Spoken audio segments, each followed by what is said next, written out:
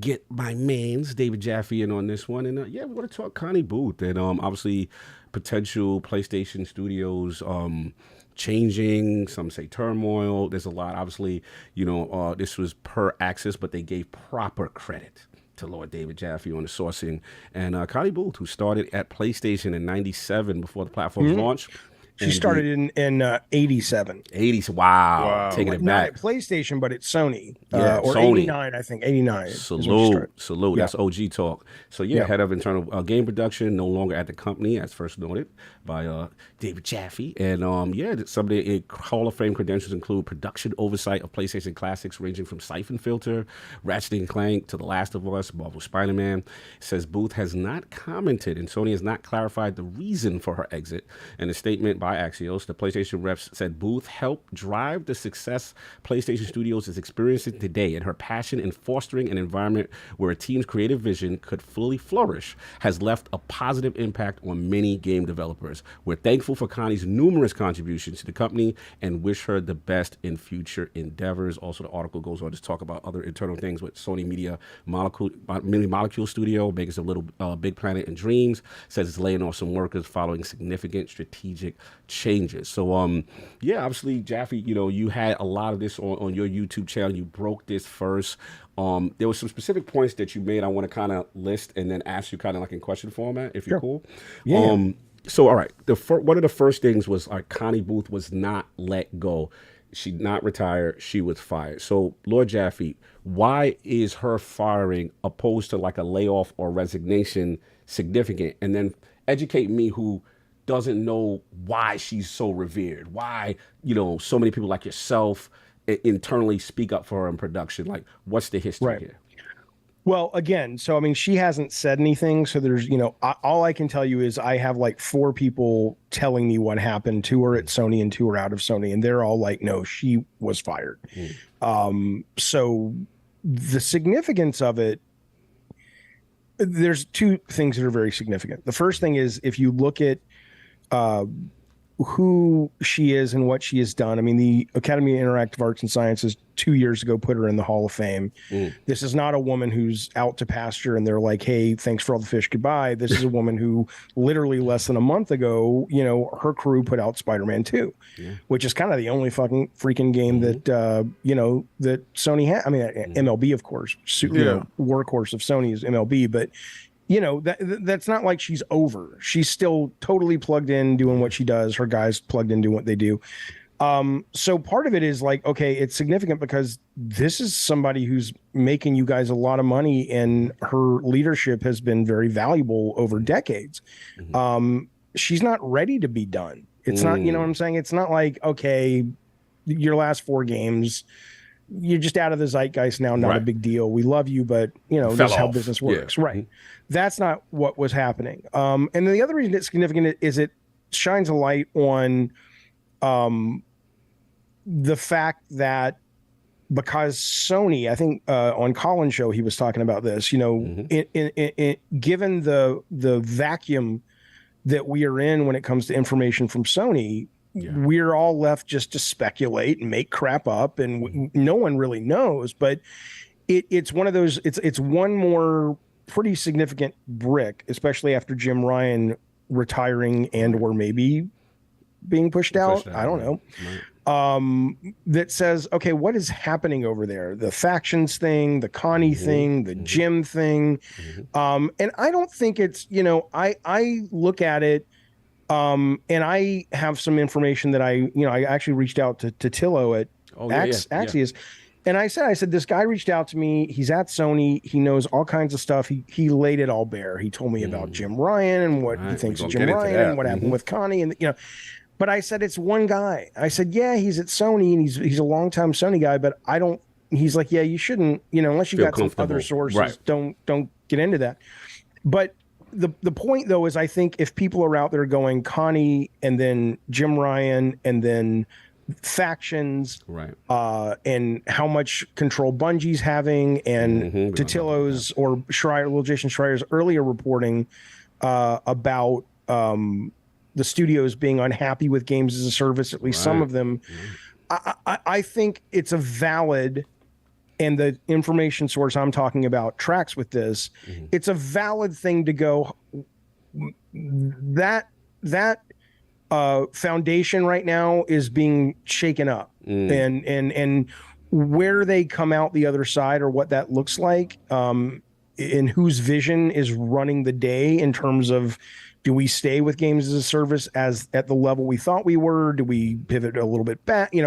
That is why it's significant, because it's just one more really big reason to go, yeah, they're struggling to kind of sail into the next sort of epoch of the games industry, which they have dominated for so long. So I don't think it's a bad thing. I think in a lot of ways, Xbox is going through, I was talking to somebody earlier, it's like Xbox, I'm a big Phil Spencer fan. I'm a big Game Pass fan. But I've always been very critical of their production management when it comes to first party and all that. Consistent. And I'm still like, Matt Booty was promoted. I'm sorry, what? But and I don't know the guy, but whatever. But it's not the point. The point is, though, is that they, it takes time to learn, even though these are trillion, in one case, dollar companies. It takes time to learn how to do this. And it seems like Xbox has struggled for a while, and they're still struggling, but they're getting better, I think, to learn how to become the kind of management studio that Sony was. I think Sony now is put into this position where, as Shaun Layden predicted 4 years ago, the things that they've kind of made their brilliance in, which is the single player cinematic, all that stuff. Just one. It's becoming harder and harder to justify those budgets because the profits aren't as much, right? Because, and there's not new gamers coming in. And so they're having to go, okay, well, how do we still, rule this industry and take what we're great at, but we have to pivot somewhere. Sometime, Things are changing. So it really is it's a fascinating and just, very interesting to me perspective to stand back and watch all this from a 30,000 foot view and go, where are these guys going to come out the other end? Are they going to be able to figure out how to sustain these big games? I mean, come out the other end? Pause, King. Pause on King. Continue, Jerry. You being messy. Continue. So yeah, I mean, I think it's quite interesting to me, and it does remind me, speaking of Iwata's Ghost, but I saw Iwata speak at GDC a couple years back, or 10 years back now, and he was talking about how in trouble Nintendo was when I think it was like out of the GameCube era, right before the 3DS or the DS or whatever it was, and he gave this now very tropey, but at the time none of us had heard it, analogy. He said, Coke and Pepsi used to battle like crazy, and it was then it was Pepsi, then it was Coke, and and then suddenly something happened and Coke just took over and Pepsi couldn't get a break. And so instead of continuing to try to beat Coke and swim in those bloody red waters, he says they absolutely, reinvented themselves and they started bottling water. And they became now Coke is taken over that too. But at the time, though, their bottled water, that changed everything for them. Yes. But it's like, but you're Pepsi, you don't make water. It's like, well, we do now. You got to reinvent yourself. I think when you hear him, Iwata, talking about how they had to do that at Nintendo and go, okay, we're not going to be able to compete with the Sonys and whatever. I guess Microsoft was out at the time. Microsoft's the world on fidelity, on production value. What are we good at? Okay, let's do the 3DS and the DS, and let's do the Wii, and suddenly everything changed for these guys. So I think there's nothing to, it's a company, it doesn't have shame, but there's nothing to feel bad about. I mean, this is how business gets done. This is how I hope there's a visionary at Sony right now. Maybe it's Scott Rhodey, maybe it's a new person we've never heard of. Maybe it's Herman Holst. I don't know. Maybe it's Druckmann. Who knows? Who is going, I got this. I have this. I see what this can be, because I think they need that. But I think every company needs that.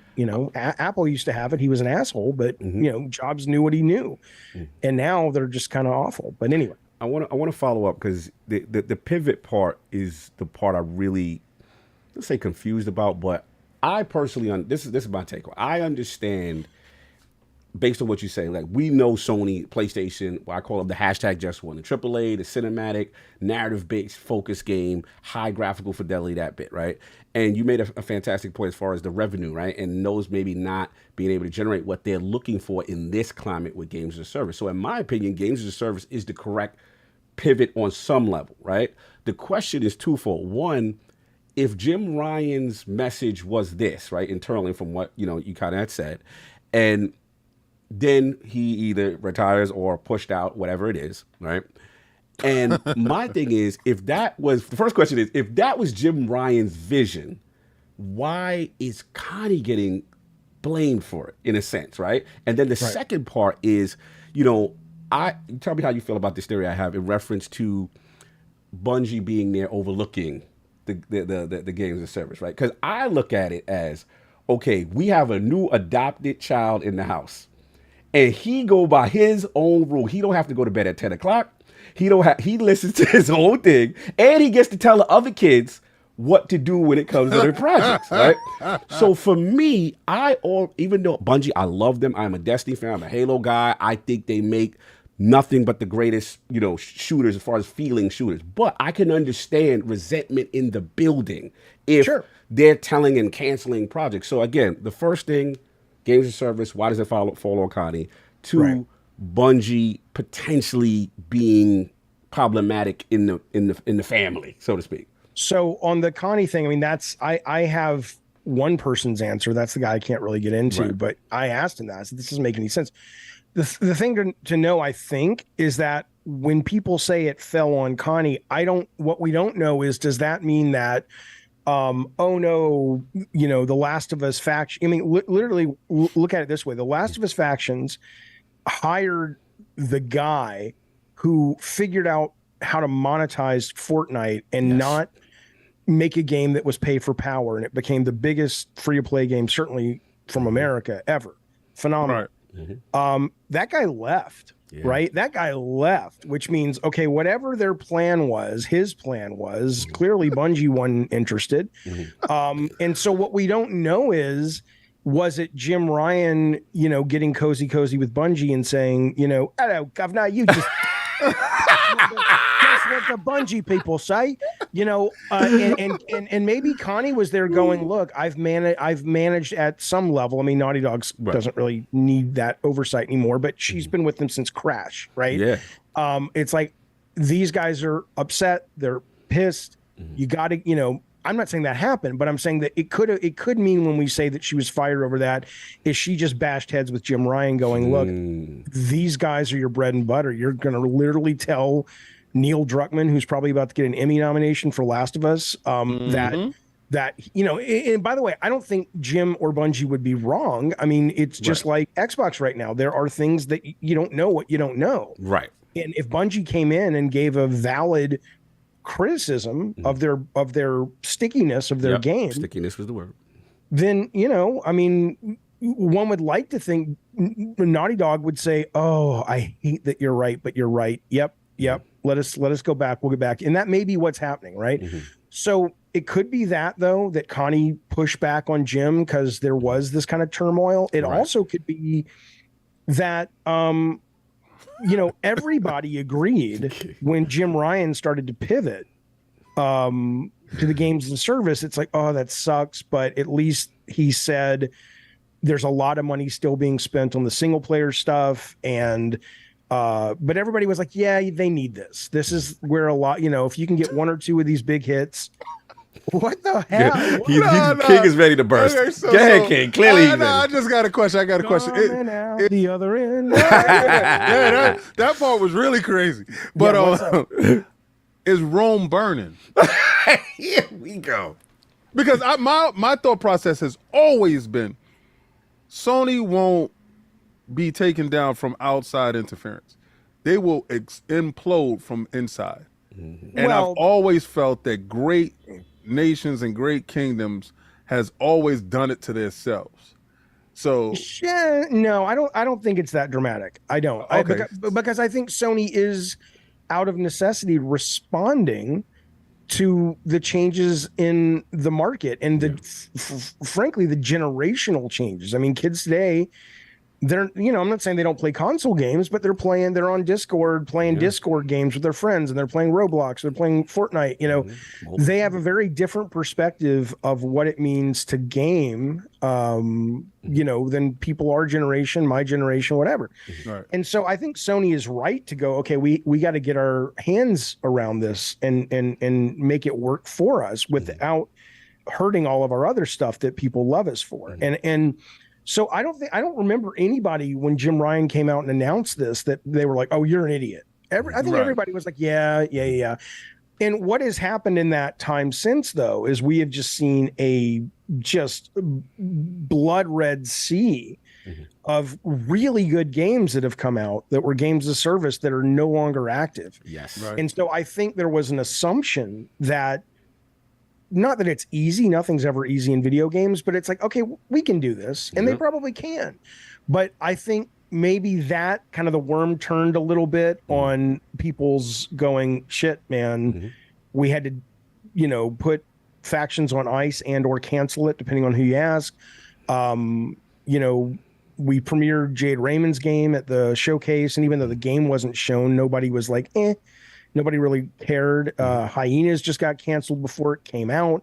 Right. Apparently that game that's out, the finals this weekend in beta, most people are like, yeah, it's cool, but I'm not going to play it for more than, a day or two. And they've already moved on from a beta. What was the game that Square Enix just put out on beta? Was it the Foam? Was it Foam Stars? Foam Stars. I mean, I heard a lot of people saying that was great at Jeff Keighley's show, and I was excited for it.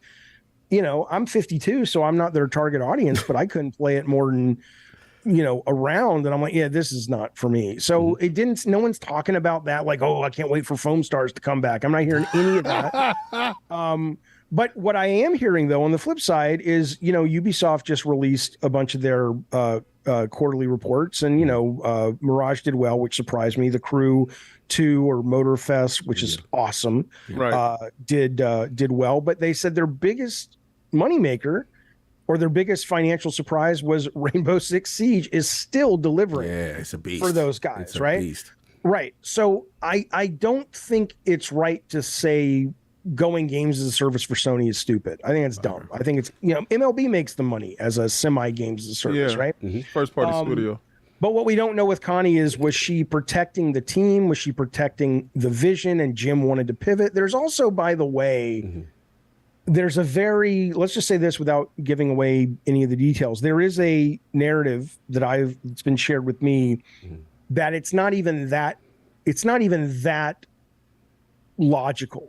Okay. That some of the people in the narrative, whether you're talking Jim or Connie or Shaun Layden or Herman Hulse, I'm not going to get into the specifics, but let's just say there's a narrative that exists that say some of those people aren't or are pretty fucking petty. And there may be a narrative regarding, I'm going to burn some stuff down. Before I go. I didn't say that. Okay, well, listen. Okay, you know what? Okay, so you didn't say, but I did. Right. So the thing is, because it doesn't make any sense. And I'm not saying that's true. I know. Yeah, no, I heard something similar. Right. The thing is, Jim is gone the next fiscal period at the end, like I predicted anyway.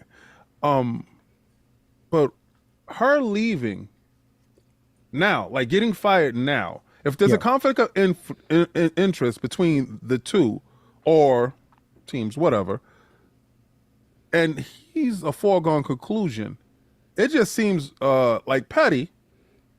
Let me remove this. And not only that, King, not to interrupt you, aren't we hearing the team, her team in conjunction with her? I don't know if the team walked out. This was the thing. Yeah, that's the key distinction. We don't know. We're all speculating. But from what I heard, and you know way more than me. Yeah. What I heard was, I thought it was a walkout, right? So I didn't hear the rest of the information, and then I got some of the rest of the information, and I'm probably getting the secondhand from you, not knowing that it is indirect to individuals that's sharing the information.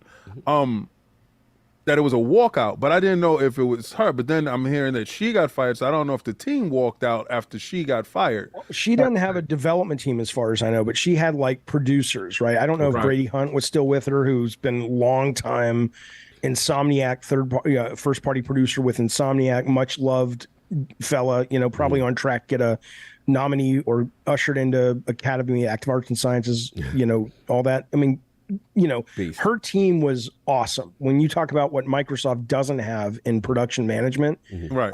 for first and second party, her whole team was awesome. Now, I did ask that, and what they said was there's a few people left, and we know what's her name, Angie Smets or Smets from that's Gorilla the is going to come replacement, in. right? It sounds like that, and then I guess they're going to split some of her. I saw somebody saying that like Rhodey was going to take over some of her teams or some of her external, like maybe he would oversee Insomniac and somebody else would oversee this. But the point being though is her team. I did hear that a number of them were also out when she was out. Now, whether they were fired or they walked because they were protesting, I have no idea. Right. See, and again, you know, I'll give it back to you, King. I know I interrupted you. No. It's fine because he answered the question. I just felt that it was just weird in the sense that this individual is definitely gone. Like he's definitely put out information that I'm out of here, I'm retiring, regardless to what if he was fired or whatever, and he had to sign the paperwork saying, you know, I'm out of here. But why is she tied to this rock that he threw? That's my thing, King. Because my thing is, it all again, regardless if it was a walkout or they were all fired. To me, that represents culture, right? That represents obviously she's revered. She gets things done. Like the vibe I'm getting, Jaffe, is like this is the finisher. This is the person not only who spawns great ideas at some of their greatest franchises, but also gets things across the finish line. I guess from a production standpoint. She is in the best way possible, a beast. A beast, right? You do not want her as an enemy. Let's put it that way. She plays the game well. She plays the game. So the closest equivalent I can say on the Xbox side back in the day was like Ferguson, right? He was revered for he gets it done. We had Cliffy B on. He was like, look, no one, I will never say nothing bad about that man. That man got things done and got us over the finish line. I wish he would go back to Microsoft. I know. And I mean, he is kind of now. Yeah. I'm with you. I wish they would go to him and say, dude, you need to run development. I'm with you. I said, regardless of whatever happens to ABK, I hope they retain him, and I'm totally with you there. But back on point with this, so it's like, I guess when I hear you talk and I watch your video, and first of all, credit to you because you got a lot of arrows thrown your way. A lot of people was hating and saying, oh, but you doom and glooming and it's not that bad, and you know, Jaffe sources, and then you get vindicated.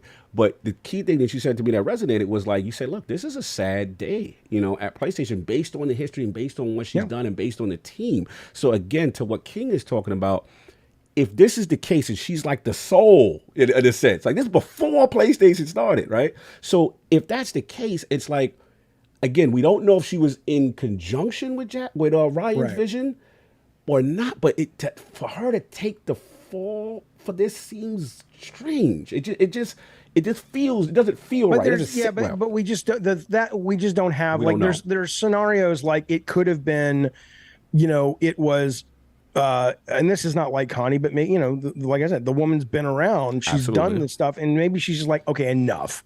You know, maybe she just went to Jim Ryan and said, you know, you're an idiot. You know, I don't know how insubordinate it was, if it was at all, but it could have been literally a case for firing because he was just disrespecting all these people that had basically, without them, he would have no job. Right. Or she could have agreed and they both got thrown under the bus together if he indeed got thrown. Or it also, I mean, you know, I know, and I'm sure you guys have heard too, that Sony is doing a lot of serious belt tightening right now. Yes. Yeah.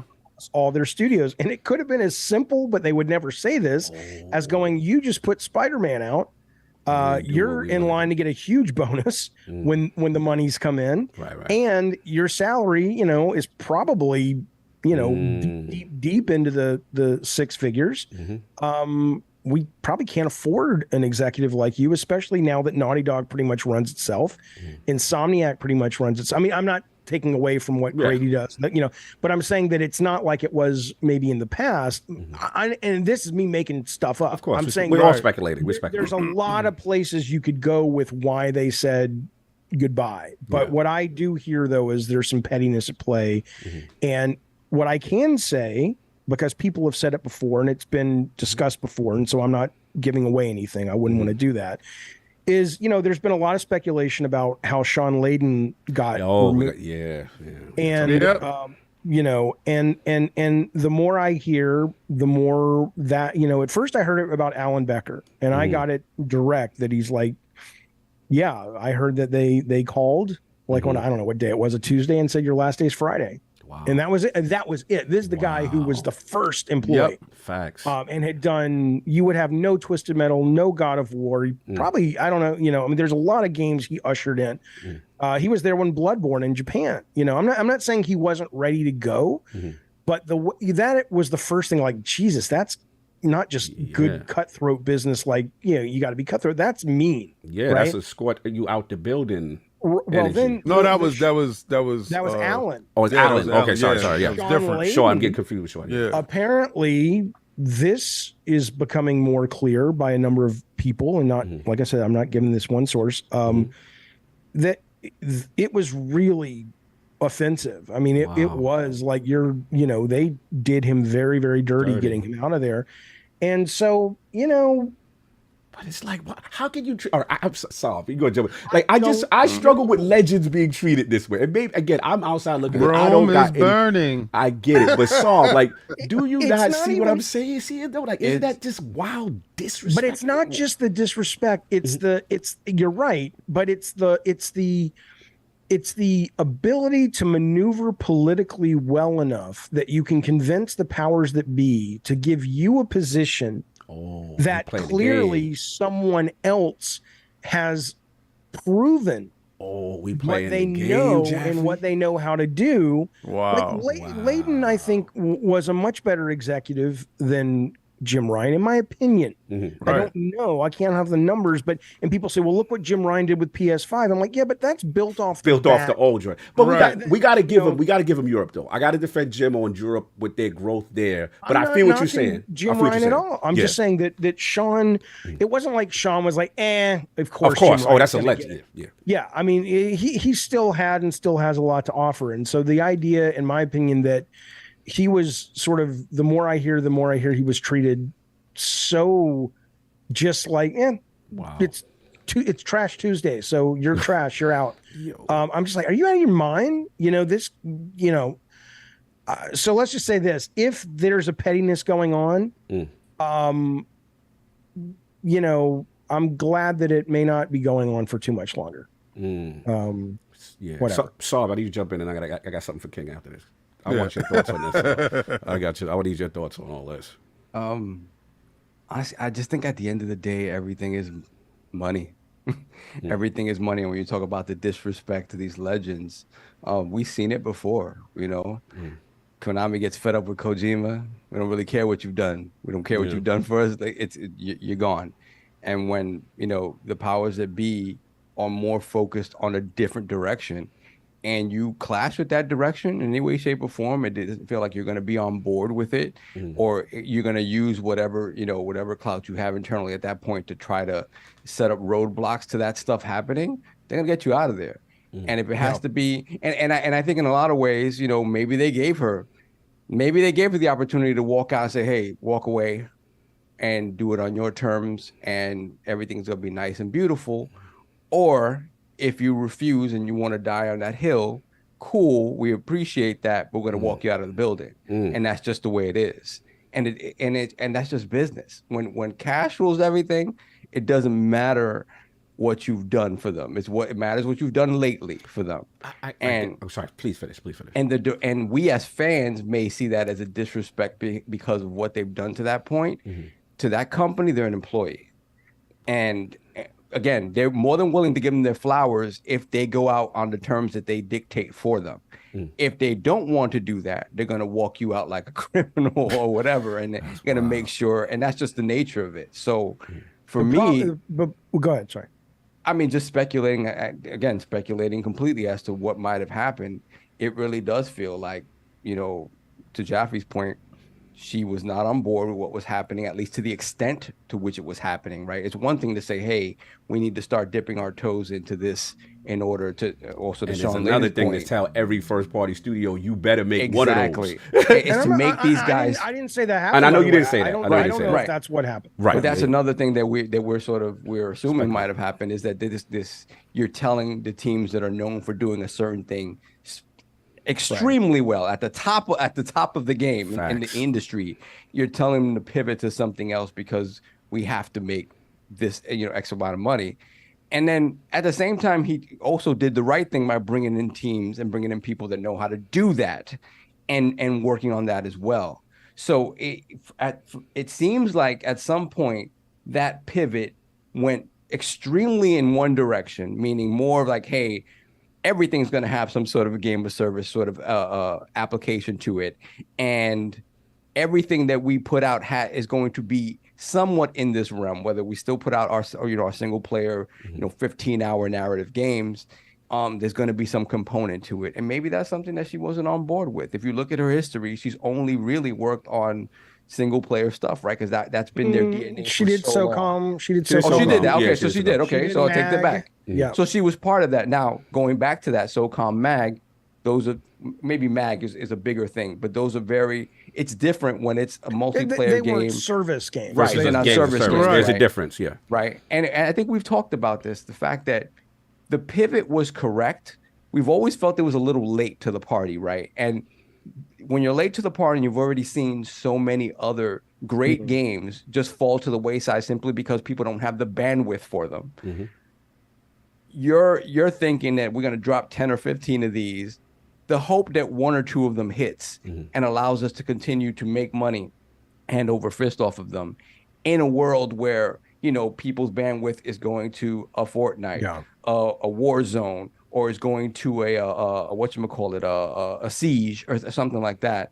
You have to now create another niche for that thing within and again, an ecosystem that you have not clarified that you were going to expand upon. So now you're creating a niche within a walled garden, not saying that you're going to go to the PC, right? So if that isn't something, because to me, if you're doing that, that's something that we should know about already. It should be everywhere. Right? So if that is the case, and you're saying, oh, we're going to do this within this closed PlayStation ecosystem, and I'm Connie Booth, I'm like, okay, now the choices that you're making, whether I agree with them or not, you're not even making sound business decisions around it, right? And expanding the people that we reach with these games doesn't make a whole lot of sense. That, again, speculation. I just kind of feel like they were butting heads completely on ideologies, and it was time to go. And again, it just kind of feels like her thinking is we can do multiplayer, right? We can do that. But and it was my point when I talked about, why does factions have to be this huge thing? Well, I understand because they separated it out as part. It's not a part of The Last of Us Part 2 anymore. It's its own game. I understand that it has to be something bigger. I understand that you have to make it into something that has that stickiness that you have people coming back to because of the amount of money invested into it. I get that. And I just think it was going too far in that direction. And that's not something she was on board for. And that's your theory. It just really feels like now the scary part about that, right? When you look at PlayStation and what people expect of PlayStation, obviously I would think it's ridiculously stupid to pivot completely away from them games and, hey, we're not giving you these type of games anymore. You see the success of a Spider-Man, people's excitement for a Wolverine, people's excitement for a Ghost of Tsushima sequel, stuff like that, and the next Last of Us. So those things are still going to be there. But I think the cadence of those games is going to be stretched out even more. These games may take, and Jaffe, I'm interested. Unless Herman Hulst has a plan where he says, look, wait a minute, this is ridiculous. Alan Wake just shipped for $50 million. Yeah. It took him a couple of years to make. Yep. It's a game of the year contender for a lot of people. We can still make the kind of games we're beloved for, but we got to figure out that's our pivot, right? Yeah. Maybe that's what, who knows? If I was Herman Hulst, I'd be going, what are they doing there at Remedy that we should try? That's the Shaun Layden point. It's like, hey, we have to figure out how to be able to make these games for less money because the budgets are the budgets are out of control. The amount of time we're spending making them is out of control, right? So how do we do that? And then to your point, exactly, Remedy, Alan Wake proper went into production, 4 or 5 years ago, although it's been an idea in the making for the past 13 years. But it is something that you have to look at and say, hey, look at this level of quality. So maybe we don't make Ragnarok a 35-hour single-player game, a narrative game. We make it a 20-hour game. Right. And maybe we have Wolverine taking place in the same universe as Spider-Man, Which as has they been announced. confirmed, yeah. They've confirmed. They've confirmed. Because maybe we have a third of the game set in New York that we already have built. Yeah. And we'll add stuff and we'll make it feel fresh, but we're not going to reinvent the wheel. Insomniac, out of all the studios out there doing AAA, seems to know the formula for going, we're going to reinvent the wheel as much as we can, but we're also going to ship on time and we're not going to kill our teams. And so there is something to be said for that, trauma that's occurring in the industry right now around single player AAA, and going, what may emerge from that is someone cracks the nut and says, we can still make viable, great single player big games. We've just kind of gone a little crazy with these, like you said, 70-hour games and all that stuff. I think there's bloat all the way around, and I think what's going to happen is, this is going to be a very, very bumpy ride. Because when we talk about bloat, people are going to lose their jobs. If they come to the correct decision is, how do we figure out how to de-bloat this thing and make quality games within a reasonable amount of time with reasonable budgets? At the end of the day, that means people lose their job.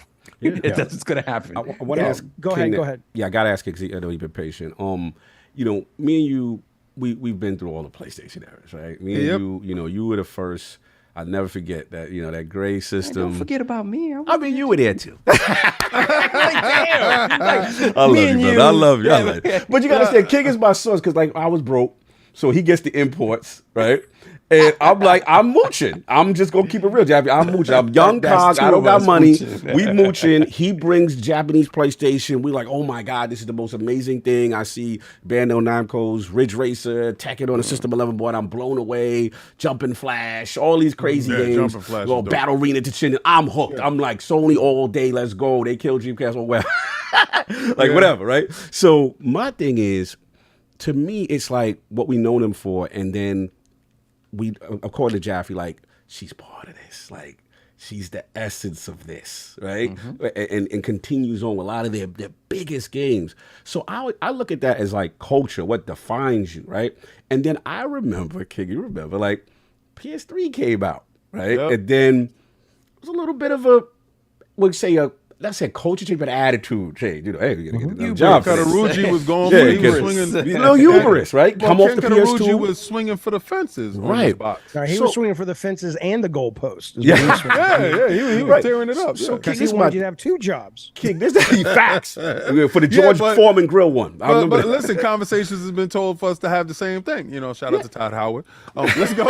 So my question, King, is this. Maybe I'm overreacting. I don't want to get doom and gloom, but it's these are people who made the culture of who you are, right? This is the essence of why you're successful. Tell the truth. Is this part of I don't want to say the arrogant heel turn again? Are we going because we're selling so well? They're not going to get off of this one. But here's the king. In defense, though, they are selling so well. So you can be sitting there and look look. But I'm saying, forget about. I know your theory about the scalpers, but let's get to it. All I'm saying is, the brass tack says the console is moving. It is successful, even though we're seeing all these things and some potential issues. Right? Is it a situation where you can sit hey, we don't got to really change because look, they gonna buy it regardless. Right? They gonna do what we want them to do. So, do you see hubris? What do you see out of all of this? I already told you Rome was burning a long time ago. This is just a dignified fact of you're gonna see it. You're seeing the magnifying. What does that mean? Rome is burning? You mean he gonna break it down? He gonna break this down. Remember the Roman Empire. The Roman. I know what happened in Rome, but how does it relate to PlayStation? Well, they're Rome.